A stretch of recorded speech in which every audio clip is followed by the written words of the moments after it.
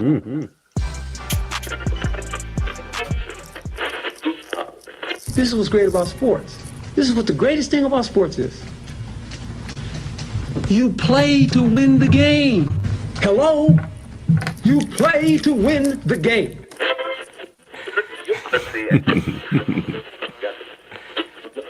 Winning isn't everything, but it's the only thing. In our business, there is no second place. Either you're first or you're last.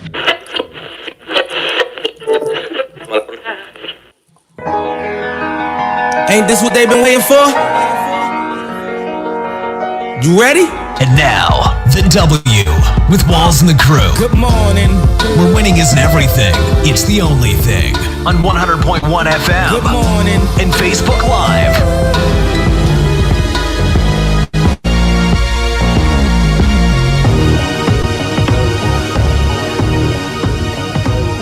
Good morning. Another Saturday morning with the W Show. As always, we appreciate everyone for joining in, tuning in. However you're watching this, 100.1 FM, One Kansas City Radio, Facebook Live, or all of our social media platforms. We have a lot to talk about this morning. Of course, football is back. We will recap the Chiefs versus Texans game on Thursday. We'll also get into some NBA talk, especially Houston Rockets' Daniel House. He's been booted from the bubble for violating safety protocols. I know Q's ready for that one. And according to the New York Post, Jennifer Lopez and Alex Rodriguez, they're trying to improve a last-ditch Mets offer. You won't believe what they're trying to offer to get the team. Alicia Keys also partnered with the NFL to launch a $1 billion fund for black businesses. And we'll have our sneakers of the week. So with no further ado, I am Steve Walls, joined each and every week by the other hosts of the show, DJ Q, Noel, and Jazz. How are you all doing this morning? Yeah. Ready to talk. Ready to talk. You said that like you've been quiet all week. I mean, on certain subjects. Yeah. All right, let's get into today's headlines. And now, here are the biggest sports headlines from this week. We bring them to you every Saturday morning on the W with Walls and the Crew on 100.1 FM and Facebook Live. The wait is over. Football is back. The Kansas City Chiefs defeated the Houston Texans Thursday night in the NFL's opening night matchup. Deshaun Watson versus the reigning Super Bowl MVP Patrick Mahomes. You guys' thoughts on the game? I know I have a few, but Q, I'll start with you. It went how I expected it to say. You have a team that's returning most of their starters in the Chiefs, and you have a team in Texans that are like a piece of the other team, and you took away one half of the superstar tandem. So it went exactly how I expected. Now, I know you were a Dallas fan and Dallas native, but just want to get your thoughts on Deshaun Watson because, of course, he came in, like you said, no DeAndre Hopkins, and people expected big things from him. I would say that the Texans were overmatched from the get-go. And I think we kind of – early drives they kind of kept up. But I think we saw who the superior quarterback, who the superior team, who the superior, just overall, like I said, the overall team is just superior to the Texans. Obviously, no preseason, just no type of time to gel. The Chiefs obviously returning all of their offensive starters. That just makes it 10 times easier for them, and I think we saw that later in the game. I think a surprise though was the Chiefs running attack. I didn't think we foresaw that. We knew that he was a pretty good running back in college, but we did not see the fact that he would go for 130 plus and a touchdown in his first game ever. So that was quite surprising, but I would definitely say that it, like Q said, it definitely we knew what was going to happen going into this game. Now, a couple of questions that Chiefs fans had, and Jazz, I'll get to you. It's would the Chiefs offense still be explosive as they were last season? And also would the defense pick up, where they left off in the Super Bowl? And also would Clyde Edwards-Helaire, you talked a little bit about it, no, but his ability to just be thrown into the fire, so to speak, as a rookie. Jazz, what did you see from the game? I was definitely expecting it to not be such a high-scoring game. So to put up 31 straight points was crazy. Obviously, that proved that they're back with the explosive offense. So I thought it was a great game, and definitely not what I expected. And I thought it was going to be a low-scoring game as well. I think I said the score 21-14. So I didn't expect that. And I know it would have probably ended up 34-7. However, Tyrann Mathieu, he said that he was very upset because they should have left him at 7 points. Mm-hmm.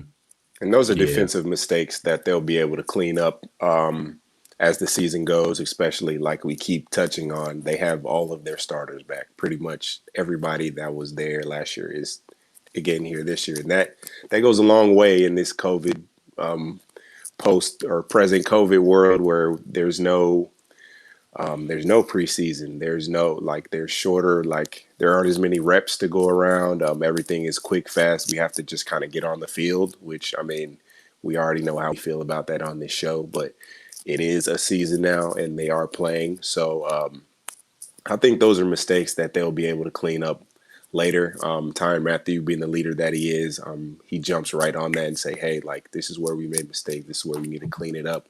We know what it takes to win. And they're going to go through points in this season where they're going to make mistakes. They're going to get that post-championship, I don't know the word that I'm looking for, lag. The hangover. Just kind of like Hangover. the hangover. There we go. Yeah, where it's just kind of like, oh, man, we already did it. I mean, we're good. That's going to happen. But I do believe that Tyrann and Patrick Mahomes, Kelsey, a couple of these veteran guys that have been on the team last year that won the championship, they'll be able to clean that up and get that fixed. And I think we're looking at a pretty good season for the Chiefs. I would say 12, 13 wins. So. And Carl, you're right. Both teams did look a little fatigued. When you think about Mahomes being able to spread the ball around, of course, he went to DeMarcus Robinson early. They double teamed Tyreek Hill, but it's more of a pick your poison type of deal, because if you're going to double team one guy, and that being Tyreek Hill, or if you're going to double team Kelsey, well, you still have Sammy Watkins, who has been an All-Pro. You still have a young Mecole Hardman, and anybody can go off at any given time. And I think the way that this offense is set up and the way that Andy Reid has, dissected other teams is the fact that he's able to make anybody a go-to guy in any game. And it's going to be someone different every game. Mm-hmm. That's what you have when you have a balanced offense, the way the Chiefs have, when you have so many weapons, like we said earlier, like you said earlier with Deshaun Watson. I mean, he didn't have the weapon, and so you saw a lot of times they were handing the ball off just because of the Chiefs were playing on that and allowing them to run the ball, because we know you can't hurt us in the passing game because you don't have your number one receiver. And I mean, they had a couple big plays, but I mean, mostly for most of the game, they were able to keep them in check. And I think it's just going to be kind of tough for Deshaun going forward this season. Obviously, when you lose a superstar wide receiver, that's very tough on your quarterback. So. Yeah, and you hate it for Deshaun because a lot of the mistakes you saw early, and not even mistakes, but a lot of their not converting on third down and different things earlier in the game, you saw that there wasn't much chemistry between him and his wide receivers. Fuller coming back, he's a huge weapon, but Fuller was definitely a compliment to DeAndre Hopkins. And so I expect, they're kind of the inverse of two teams. The Chiefs have built themselves, to be sustainable without Tyreek Hill, without, if there's one piece missing, they're still a team that, can sustain wins and drives, nonetheless. And, the Texans, they always seem to have one piece missing. There was no running back last year. There was hardly, he had a pretty good offensive line last year, but then coming into this year, you're losing your number one offensive target. And then you come in to play a Chiefs team that, is still riding high off the Super Bowl. Normally we look at teams having that Super Bowl hangover, and they haven't missed a beat. So. Yeah, and now you're adding. You thought that they were going to miss a beat from the running back game, right? Because of course, no Damian Williams. He is he opted out to take care of his mom who has cancer, right? But when the Chiefs go and draft a guy at in the first round, and that being a running back, that's kind of an unheard of thing in today's climate, because you just don't go and get a running back. You think of what you need, and that was a corner. You needed someone else. You knew Bashaud Breeland was going to have a 4-game suspension. You think about just the secondary. They started off slow in the secondary last year, and now you look at it, and Charvarius Ward has a broken wrist, and so he goes down, and still no Bashaud Breeland. So what are you going to do? Yeah, I mean, it's the next man up mentality that is ever present in football, and you would hope that your defensive back core can withstand the injuries. The Chiefs really, they've been lucky not to have a lot of devastating injuries. Even last year with Pat going down, Matt Moore was able to come in and still, I think he got a win or two, but still coming in and being able to hold the team. Like I said, just sustain drives, and the sustainability within games.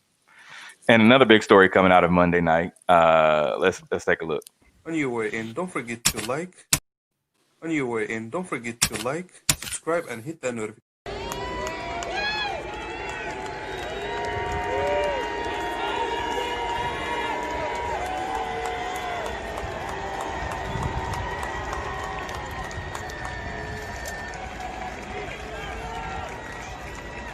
Thank you. And that was the boos coming from some Arrowhead fans. We can't say that it was all, but there were definitely some boos that took place. And there were two different stories coming out of Arrowhead on Thursday night. One was that the Texans, were just coming out onto the field, and and the boos were directed towards the Texans, and everything was like a bang bang deal. So like they were coming to the field, and they immediately ran to lock hands. So the boos continued, and then there were cheers. However, there were still some boos that were taking place while they had locked hands. So yes, some people were saying we heard boos, some saying we didn't, and so there's still that gray area, so to speak, of were there boos. I mean, there were definitely boos from all the media that was down there. Even J.J. Watt said he heard it on the field. And then you have a couple of the Chiefs, in the on-field production team, people from that production team that were saddened by the boos and were tweeting about it after the game. So, as much as people want to deny it, it was definitely heard on national TV, and they can try to say that, it was boos for the players, but the boos didn't start until they locked arms. Sure. And to even try to dismiss it as, they were booing because they were running onto the field. Like that was like their second or third time running onto the field. So let's not act like it was just specifically for that. We knew exactly what they were booing for. And as much as people try to sweep, racism under the rug, nobody's falling for it because the whole country that was watching saw it. I would even say, to add on, to piggyback on what Q said, I would even say that if you watched if you saw the videos that were posted and you saw the comments, that people were posting. They everybody booed. People who were booing for a reason, and they did not like the making the sports political, so to speak, by showing solidarity in a game where mostly black men play, and showing, hey, we're in this together. We don't want racism. Doesn't we believe our country is better than racism? We believe it's better than police brutality. We believe it's better than it's showing. And a lot of people, like, they just choose at this point. They're choosing to make it a point to be against that. Like, it's not like we haven't been clear this whole time about our message. We've delivered it in 2011 ways, to use a word my mama used a lot. So at this point, if you're not understanding what the message is and who's conveying it and why they're conveying it, you're just being willfully ignorant. And at that point, there's not much we can, teach you or talk to you about. So it really sucks, because I know it wasn't the majority of the stadium. I think the majority of people are good people, even if they may not understand the intricacies of the issue that we're facing. They're good enough to know right from wrong. And I hate it for the Chiefs fans, because I know a lot of them aren't like that, but it's a small majority that are just that booed specifically because of that reason. So.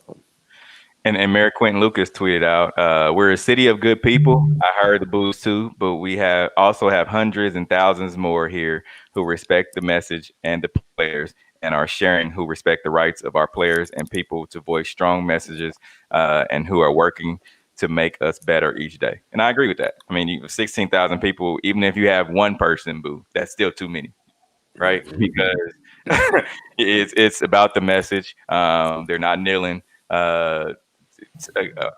against the flag or anything like that, so to speak, is what people use. So it is what it is, but hopefully we can get past it and we can move forward, because you will see more coming up with more NFL games on Sunday. And so hopefully people are able to get past it. All right, moving on. The top news from the NBA bubble in Orlando is Houston Rockets Daniel House Jr. is booted from the bubble for violating safety protocols. So according to the NBA, an investigation found that House had an unauthorized guest in his hotel room for multiple hours on Tuesday. So one report said that it was actually a COVID-19 testing official. The NBA isn't confirming that, but it is said that only the House's guest was not an authorized person to be on the campus. So, of course, if you don't know who House is, he's the Houston Rockets sixth man. He had averaged 11.4 points per game with 5.8 rebounds in 9 playoff games.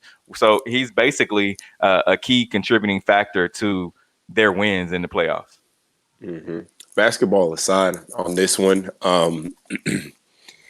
it's a lot of different storylines. There's a lot of different things you can pull from this. You could go the route of, man, how do you do this? If it is true, how do you do this? Your team is in the middle of playoffs. Y'all are down 2-1. Why are you not focused? Then you can go the route of, well, like, man, what do you expect these guys to do? They're in a bubble. Some of them don't have their families. I mean, he is married. He has children. Well, I don't know what he is, but his wife is saying was, according to her. Yeah, and like I said, another storyline you can pull from this. He's denying it, but he's denying it. He's saying, I had nothing to do with this. This was not me. And again, he's married, so the fact that the NBA would push this story out in the first place would do a lot to cause strife in that marriage. So I'm just going to err on the safe side on this one. I would just say that you can't get caught doing, like, you're going to get caught if you participate in this sort of activity, just because, I mean, at the end of the day, like, this is about, like, the fact that COVID is out here and people are dying and people are getting sick, and we can't poke holes in our bubble, because then our bubble is going to deflate. So I would just say, hey man, whether it's true or not, like you can't get caught with this, doing this kind of activity when you know that safety is on the line and you know that a championship is on the line. Like, how committed are you to winning this championship?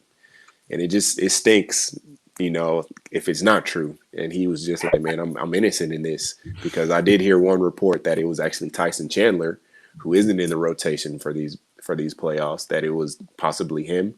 And I don't know if he's married or not. I don't like these reports like to put out prematurely without knowing all of the facts. They're, like I said, strife on a marriage. So, yeah. And I think it's personally, it was selfish of him. If it is true, just knowing what's on the line, and that's a big risk that you're taking. To put your teammates at risk, it's a big risk for you to get yourself in trouble. I think that's a lot to put on the line for, just a little bit of time spent with somebody. So. Yeah. And just even to piggyback off of that, it definitely is selfish. He learned nothing from the kid that got booted off the team for the Seahawks. Trying to, was it the Seahawks? I think it was the Seahawks. It was. Yeah. Training camp. Yeah, just even in that, it's just boneheaded things that some guys do, and just like Jasmine said, it's just it's selfishness, and it's what we've seen during this whole pandemic, with a lot of Americans. and that part. Think about it is where is your focus? We see where his focus was, if this is true, because you're supposed to be there for one reason and one reason, because. Play basketball, to win basketball games. Yeah. And so, your team is what? They're down 3-1 to the Lakers. You're getting ready to go home. Well, I mean, he's gone now, but still, your team is getting ready to go home you're a key factor in them winning games. Yeah. And it's tough. Let's not forget that it's very tough on, these guys going to this bubble. I mean, we know they're rich star athletes. They're famous. They could have anything in the world that they want. But let's not, and we'll talk about this more on the show. Let's not forget the mental health aspect of it.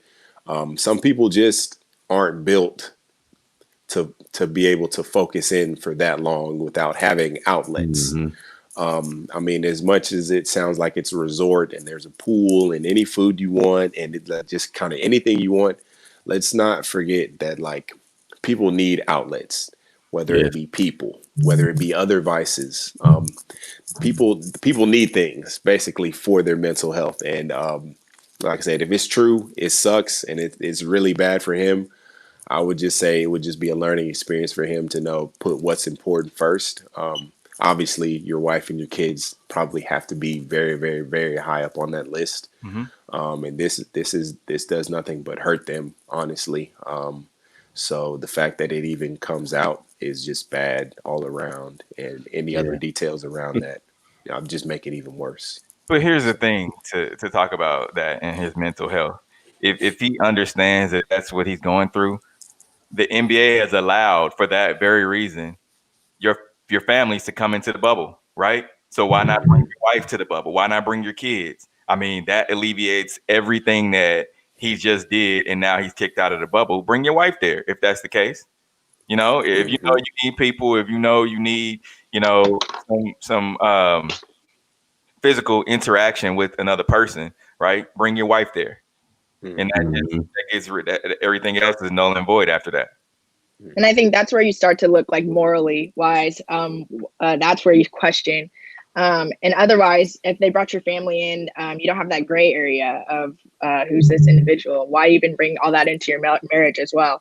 So I think morally, it's hard to respect that. Yeah. Yes, we're going to take a quick break. Coming up, we going to get into this New York Mets, Jennifer Lopez, Alex Rodriguez deal. We'll be right back. The W. You're tuned in to the W with Walls and the Crew, where winning isn't everything. It's the only thing. On 100.1 FM and Facebook Live.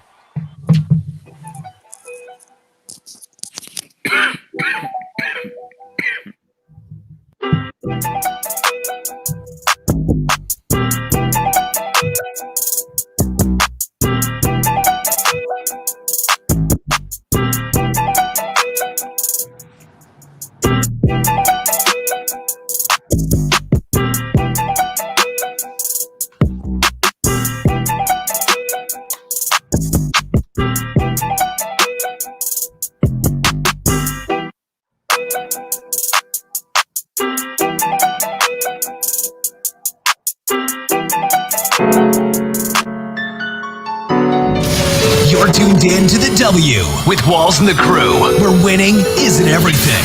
It's the only thing. On 100.1 FM and Facebook Live. We're back in on the W, 100.1 FM, One Kansas City Radio. Jazz, how's Florida? It is good. It's good. Definitely a lot warmer than Kansas City right now, so I can't complain. So shout out to my best friend for her 21st birthday. Happy birthday. So. Oh, yeah. Happy birthday. He's 21 again. He's 21 again. Remember the days, Steve. I do. I still remember my 21st. All right. According to the New York, go ahead. What you saying? Go ahead. According to the New York Post, Jennifer Lopez and Alex Rodriguez, they're trying to improve their last-ditch Mets offer. So sources said that the Mets are still in exclusive sales talks with hedge fund billionaire Steve Cohen for $2.35 billion. And so Lopez was designated as a control person, which was designed to make the offer more appealing than having A-Rod as a control person, because, of course, A-Rod had gone through so much with his PED scandal and things like that. So, of course, J-Lo is more appealing. So they hope with making J-Lo the first Latina to be the control person for a Major League Baseball team, it will make it easier and get necessary 3/4 approval from the 30 MLB owners. So the pitch also includes a guarantee that the Mets would win a World Series within the first 10 years of their ownership, or else that ownership group, which includes Lopez, would donate $100 million to New York charities. To me, and you know, I don't want to say it's wrong for them to say that, but why not just donate the money anyway? You said you're New Yorkers, right? And that was their message. Hey, we're New Yorkers. We want to guarantee this championship. Want to bring the Mets a championship. But if we don't, in 10 years, we'll donate $100 million. Well, heck, just donate the $100 million and move on. Exactly. I mean, and you know, there are organizations that need it, especially for the communities, various grassroots organizations, I'm sure in New York, that need it. But the guarantee is just silly. I mean, it's baseball. It's probably one of the harder sports to play and to win at. I mean, you even look at batting averages, like 30% is a good batting average. It's like a Hall of Fame batting average. Where in life can you succeed 30% of the time and it be praised as good? Like, I mean, yeah, it's silly to make that that guarantee that they're gonna win. But I mean, if they have the supreme confidence in themselves in an area that they've never done before, I mean, more power to them. I would also say that how many baseball guys are actually owners, like an A-Rod? Like that seems like that's pretty unprecedented. Most of the owners actually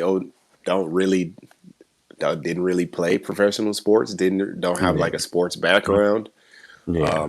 I would think that would be enough to, like, you know, hey, like, I think this would be an interesting group to, you know, buy the team. But I feel like they have to add J-Lo, they have to add celebrity. I think that just means that they're not gonna get their bid isn't gonna get chosen.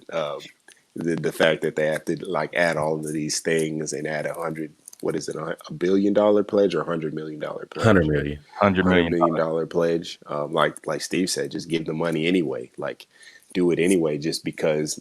I mean, at the very least, I mean, we know why you're doing it is to promote, you know, goodwill for other people. Like, at least do that.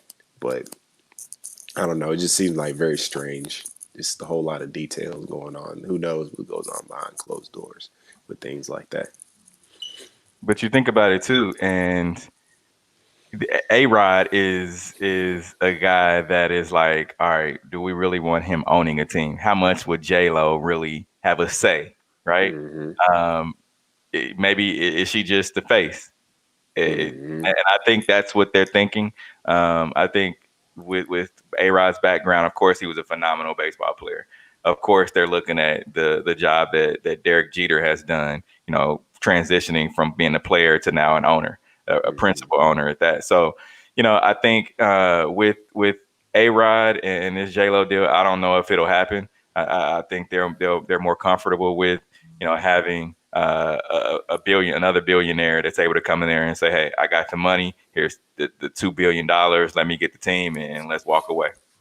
Yeah, and that's gatekeeping in itself too, as well. To even question, their ability. And I mean, I did the same just now.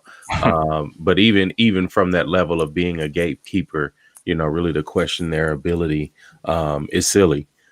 Because like Steve said, you'll go with some other billionaire, but what's the other billionaire's qualifications? What is their 10-year plan? Because obviously, they're coming in with a plan. Exactly. So it's a gatekeeping that Black and brown people see a lot. And not Patrick Mahomes, but Travis Kelce is a part of this J-Lo and A-Rod ownership group as well. So I hope they get it. Yeah, he is. So I hope they get it. But who knows?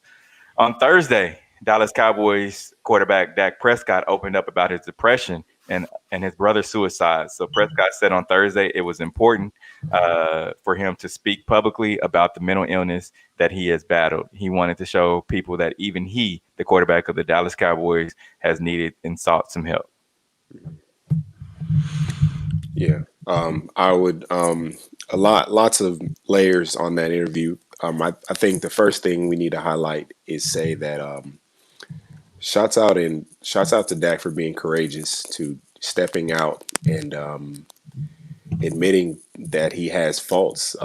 It seems like nowadays people don't want to admit that they are vulnerable and they go through things and they have anxiety and they have depression.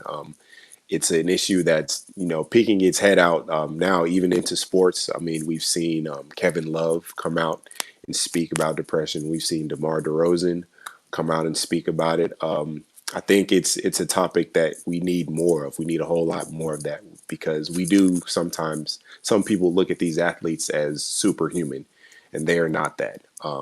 They have athletic ability that a lot of people could only dream of. But as far as the mental, I think that we're all kind of on the same playing field, and things happen that affect us, like death, like a pandemic, like losing your job, like things like that happen. And Dak was able to step up to the plate and tell people that, hey, I am, the quarterback of the Dallas Cowboys, but at the same time, I do have a mother that, cared for me and was there, and, now she's gone.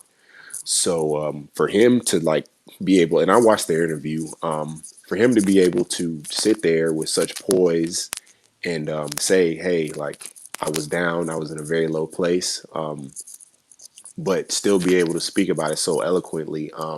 I think that we need more of that in sports. We need more honesty. We need more openness for people to really understand, because it's people out there that are on the edge that, may need that lifeline that he provided by saying, hey, I was strong in this moment. You can be strong as well, because I'm just like you. I go through things, and I was in that dark, deep place. And we know a lot of people that are in that. I feel like, and it's not always, it's a taboo subject, but I think we would like more people to speak about that. And I'm glad that Dak was able to, highlight that. It was brought to a lot of people's attention because of Skip Bayless and what he said, his comments regarding the issue. And of course, I think he said it in a way that he didn't want it to come out sounding like he was ignorant about mental illness, and that he was just basically telling Dak to stick to sports, right? And don't speak out about his mental illness. However, it was an insensitive thing for him to say that. But I commend Dak for coming out and actually, saying that he has a mental illness and that he has sought help, because there's a lot of people that struggle with it daily and will not seek help because they don't want to be looked at as weird or however. And so, with people able to see him doing that, then hopefully they're able to seek the help that they need. Yeah, definitely. To reiterate what Noel said, it's definitely important, and it's something we need to highlight, not only just in the Black community, but within every community, and within the entire race of humans, because it's looked at as a weakness. And people really don't understand the chemical imbalance that causes depression, that causes anxiety, that also leads to other things like PTSD, and different things like that. So it's great that Dak is coming out and really more than just normalizing it, but as Noel said, they look at these players as superhuman, and they don't have a care in the world when they're on the field, but it's obviously not true. I think especially in such a masculine sport, a lot of times we just expect these guys to be invincible or think that they're invincible, but they're still real. They're still human. They go through things just like we all do. And a mental game is 50% of it. So of course, that cannot carry over. And I think it's nice to see a person that is of good standing, a standout, to actually speak out on something that's a real issue and that real people go through. I would also, I would like to, at the end of this subject, I would like to speak on actually Skip's actual comments. They're actually very dangerous. Even if I understood what Skip was trying to get across, masculine sport, like Jasmine said, you're there to lead men. You're there to, look, stand tough in adversity. That's what football's, supposedly all about. But it's dangerous to assume that because you are vulnerable, that makes you soft. We know. I think we all know enough about Dak's story to know that he's not soft. That he's not right. He's been through quite a bit. If you don't really know his story, I suggest you kind of look him up. It's very dangerous to assume that because somebody is able to admit that they've had troubles with mentally things in the past, that they're going to be soft and not be able to lead a group of men. If anything, it should, the people who are being led, they should feel more empowered that their leader is actually able to make such a strong statement on a taboo subject. So for anybody out here that thinks that that makes him soft, or that's something that a competitor would take advantage of, I'm here to tell you, I've played sports at a decently high level. The most mentally tough people in their sport are usually people who are able to talk about the toughest things. And it just, I would just say that those comments that Skip made are pretty dangerous. And I would hope that he's able to reconsider his stance and, think a little bit more about what he said, because there are people out there at the end of the day that struggle with this. And also, this being the end of actually Suicide Prevention Week, if you're struggling emotionally and in need of help, please seek help. That's from all of us here at the W. So Colin Kaepernick returns to Madden after he's been off since 2017. So EA Sports announced Tuesday that Kaepernick is available as a free agent in Madden 21, and that it works with him on his return to the platform. How interesting, guys. How interesting that Cap takes a knee.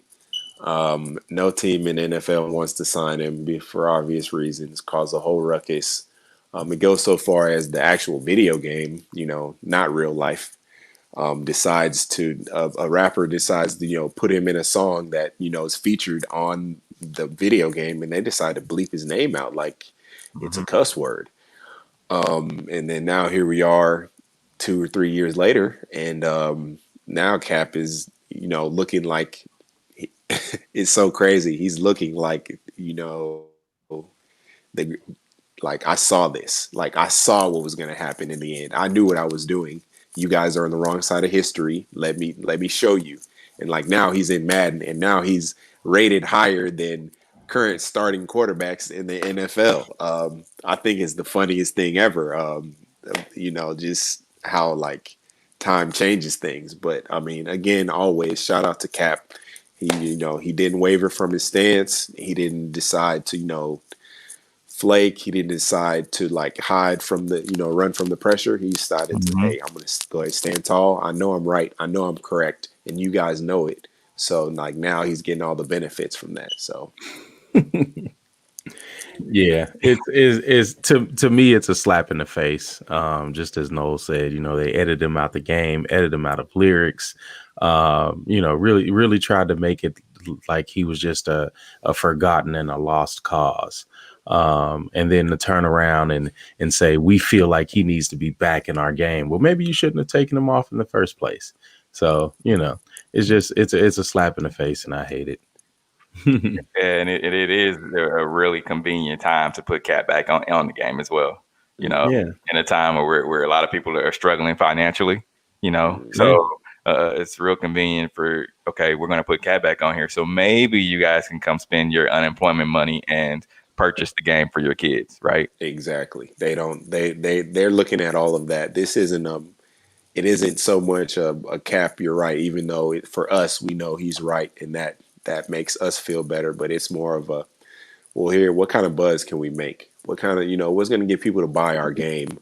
And I mean, it's funny because now in these days, it's more important to adhere to the social justice because more and more people are jumping on the bandwagon of it. And they're like, oh, well, there's more money this direction, so let's go this direction.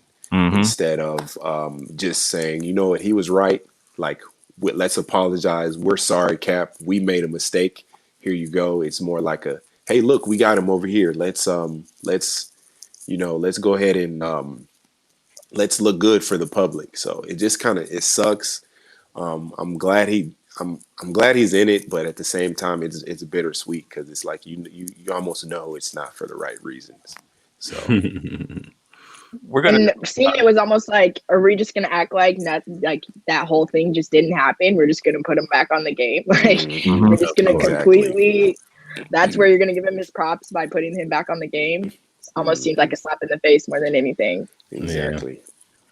Coming up, we're gonna get into our Hater or Love It segment. Sneakers of the week. Are they good or are they bad? I think this week I'm gonna let you guys be the judge. Also, we have a little bit of breaking news coming out of the NFL with Alvin Kamara. We're gonna be right back. The W Show.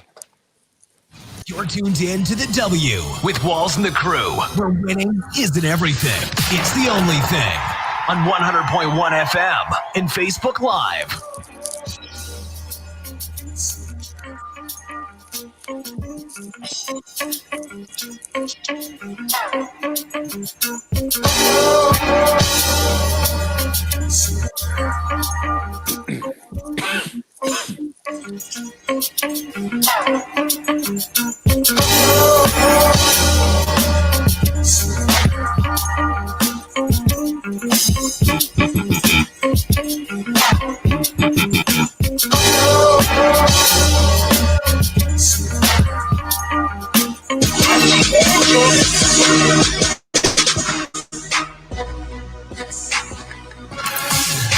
And now, here are the biggest sports headlines.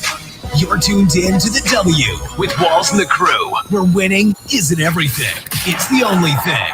On 100.1 FM and Facebook Live.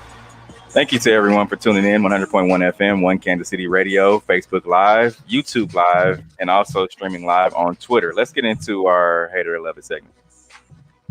It's that time for Love It or Hate It. Hate it. If we love it, we talk about it. If we hate it, we move on.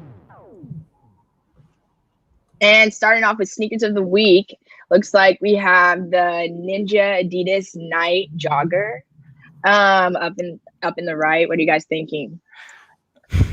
They cool. That's about all I can say about them. Yeah. It's not one of my faves. But the thing about it is gamers are going to love these because, of course, Ninja is he's a gamer, one of the top gamers in the world. And so anything he's okay. aim on, they're going to sell. Yeah, because that's what I was gonna ask. Like, who is Ninja? He's a gamer, Q. And the Nike Dunk Low Community Garden. What are we thinking? Yeesh, Got an no. interesting colorway going on there for sure. I don't know about these. It's just something about the little something about that yellow. It's that pea green. I'm Yeah. not Yeah. I'm not feeling that. No, definitely not. Air Jordan 5s, Oregon. I'm loving them. Gotta get these. Even though they're going for like $900 right now for resale. They released this morning at $9, I think, and now they're like $900 compared to $100 when they first released this morning. Definitely ridiculous. But yeah, I like these. They look better in a lot other photos than this one, but definitely like those. Those are probably the best out of the bunch. Yeah, for sure. I would definitely say so. Anything Oregon related, Jordans, Nikes, they usually come out the best collabs. They do. And the Nike Hybrid S2s. What are we thinking? Most def. If I was still hooping, like I would, like those would be a shoe. That would be a game shoe for sure. Yeah. I love these too. All right. Hate it or love it. First off, we'll start off with the LA Rams. DB Jalen Ramsey signed a 5-year, $105 million contract this week. Hate it or love it. I love it. Get your money, black man. Get your money. Yeah, no, I definitely love it. It's great for him, especially coming from that Jaguars team. They didn't do as well last year in LA, but hopefully this is a new starting point for the young man. Of course. And Jalen made sure his 2 daughters were included in the contract, naming the incentives after them. Breland and Brooklyn. So I thought that was awesome too. So oh yeah, I love that. Doris Burke will be the first woman to call NBA Finals. Hate it or love it. Yeah, love Let's it. go. Love First of Doris. all, you have, if you know basketball and you watch basketball, you love Doris. She's not only does she just know the game, she played it. She adds that element of like excitement to it. Like when she calls the games, I like listening to her analysis, her actual basketball analysis. A lot of people get hired in this role, and it's just because they're an interesting personality or they're this or that. But Doris is all about the basketball of it, and I love it. Yeah. Yeah. Girl power, I love it. Alicia Keys partners with NFL to launch $1 billion fund for Black businesses. Hate it or love it.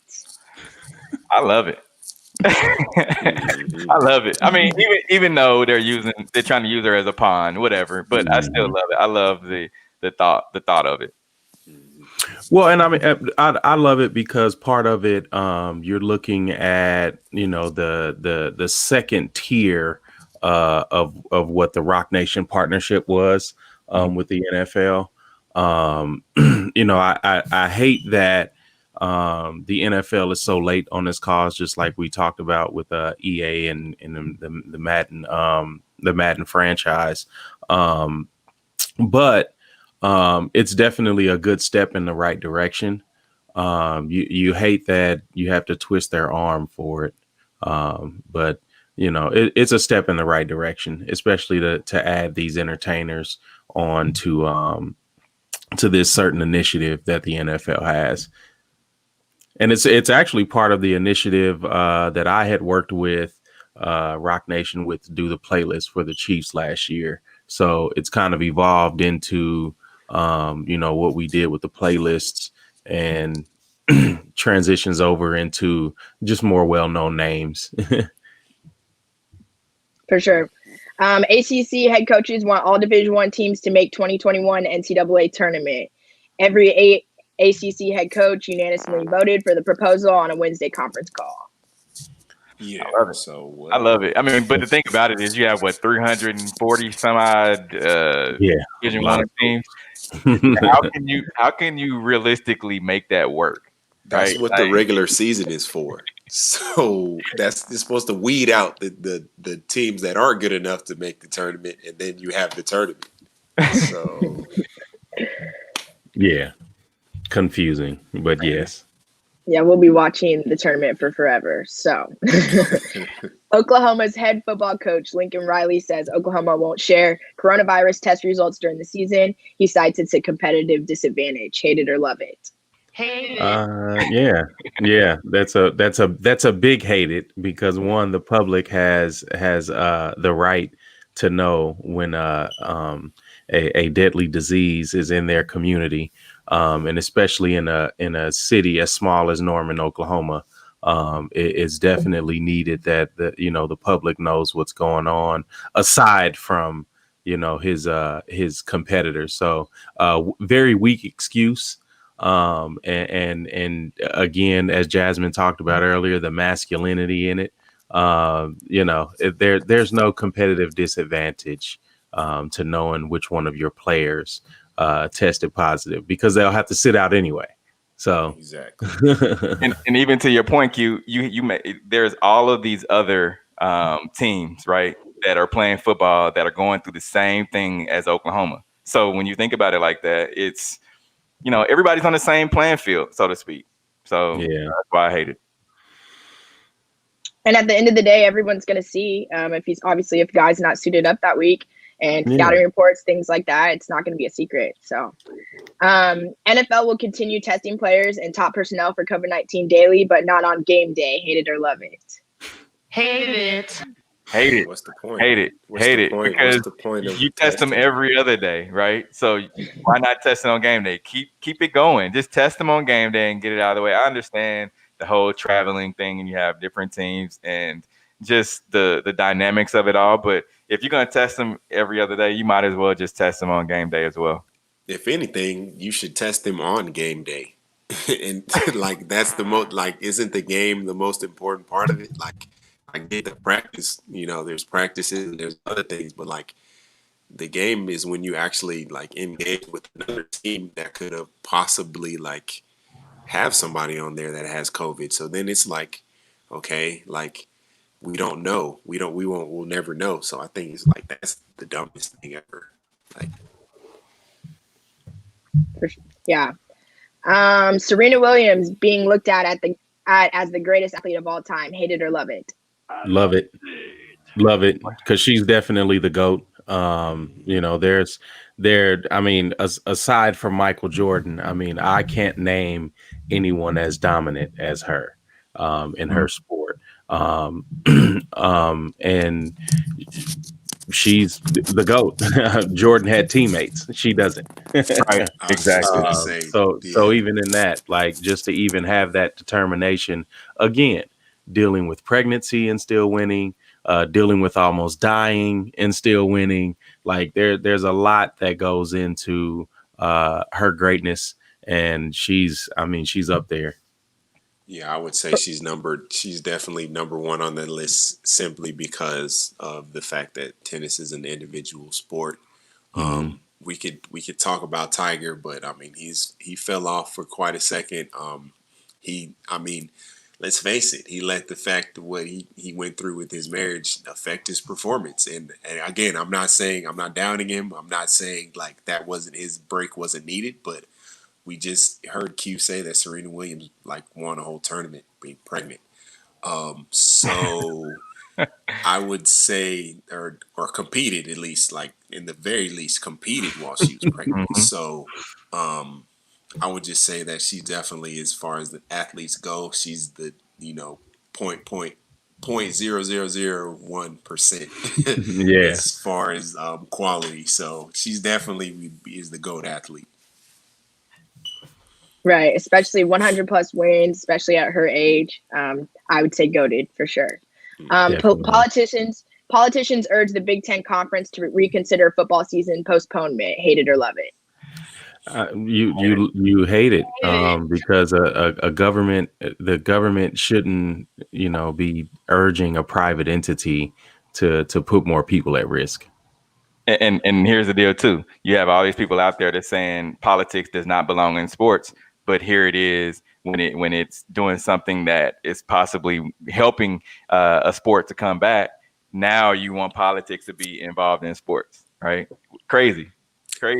It's crazy. The double standard is it's quite laughable, actually. This isn't one of those double standards where it's like you can kind of understand both sides. It's like one of my favorite Twitter jokes right now is the jokes just write themselves.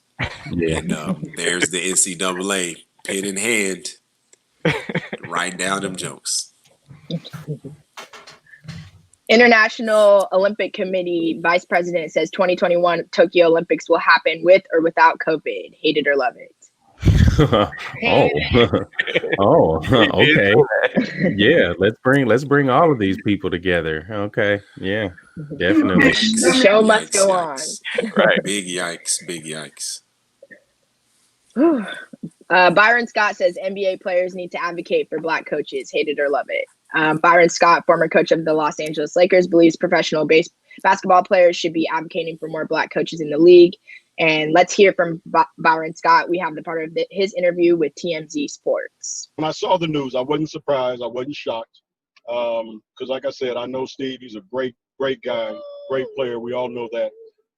But my first thought was, why didn't Mark Jackson or some other African-American guys who have coached in this league get an opportunity to at least go and do an interview, with the Brooklyn Nets?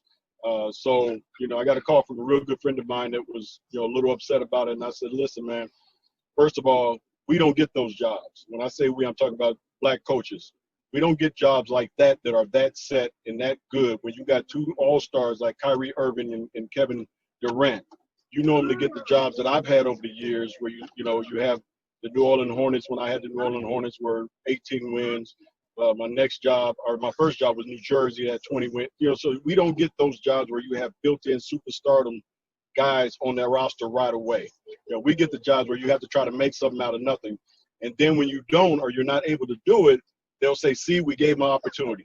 And that's how I kind of look at it. Steve is getting a great job. I mean, there's a lot of coaches who would love to have that job where you got Kevin Durant, who's arguably the best. Yeah, it's that. I mean, he makes some very valid points. I mean, because he also talked about Kobe. He went in and talked about Kobe Bryant, how Kobe, helped him to get his job in professional coaching. Yeah, no, and it's all the points we made here. What was it, last week or the week before? You want to see Black coaches put in a position to win. And they're normally put in positions to rebuild. I mean, you look at the Dolphins, they hired a Black coach really quick. And he's not doing so well down there, but he has a number one pick.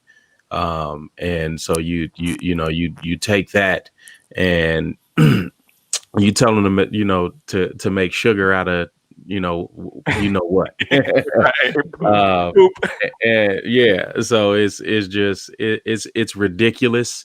And we see the ridiculousness of it, and it's ever present, not only in sports but in the world. Him and Stephen A. Made great points when it comes to this subject. And I mean, for the record, I think everybody who's known Steve Nash loves Steve Nash. He's a great guy, 2-time MVP. But I think the operative word in this is we don't get opportunities for jobs like that. And even with Kyrie and Kevin Durant, given their stance on, social issues, that in itself, I mean, who knows what actually went down behind the closed doors, whether they advocated for Mark Jackson to get an interview or anything like that. We don't know if they got interviews or anything, but just the operative word I think we need to focus on is Black coaches don't get that kind of opportunity because we all know that the Nets are going to make the playoffs, barring injury. They made the playoffs without Kyrie and they made the playoffs without Kevin Durant. So we know that they're going to at least be in the playoffs next year. So just operative word of that kind of opportunity. Can't forget about ex-New York Jets wide receiver Josh Bellamy, charged in $24 million coronavirus relief loan scheme. Hate it or love it. He's the reason that we look at athletes and call them dumb. People look at athletes and call them dumb because doing something that open and brazen, to where you steal all this money from businesses that black businesses that actually need it, and are struggling to pinch pennies, and you take these loans and you go blow them on designer clothes, giving them right back to the people who don't really want you to have anything. It blows my mind. I hope he's not young, he's 31, he's older than me, he should know better, but I hope he goes to jail and figures out, gets to sit down for a second and figure out what his priorities are, even if it's not jail. Maybe have a sit down with yourself. Because it could be a fine. Like, he could pay a fine. I mean, there's white men that have participated in, hacking the country, and they've gotten pardoned. Yeah, so exactly. But it still doesn't take away from the stupidity. Got greedy. Jackson Mahomes, brother of Chiefs quarterback Patrick Mahomes, launches his own merchandise. Some of the merch logos are unathletic. Hate it or love it. Love it. Love it. Make your money. Exactly. Go get your money, Jackson. There it is. Go get your money, Jackson. There it is. What do you guys have going on for the rest of the day? Chilling out. Got my nephew has his son's birthday, so I'm going to kick it with family. No, just chilling, just kicking it. I would say enjoy the weather, but I'm not really enjoying it right now, if I'm being completely honest with myself. So it'll be 80 today. It'll be 80. It will be. So Jasmine, I'm gonna need you to soak up some of that sunshine for me. So, right. I said I was thinking opposite of you. I'm definitely enjoying the weather out here for sure. So probably hang out next to the pool. So. We're sunny. We're sunny right now. Noel, open some blinds. Right. Right. Before we get out here, I want to send a birthday shout out to Uncle Sean Tyler. Today is his celebrating the big 5-0. So happy birthday to you, Unc. Happy birthday. Appreciate everybody who joined in on today's show, 100.1 FM. Remember, go like and subscribe to all of our social medias. Until next week, we are out of here. Peace.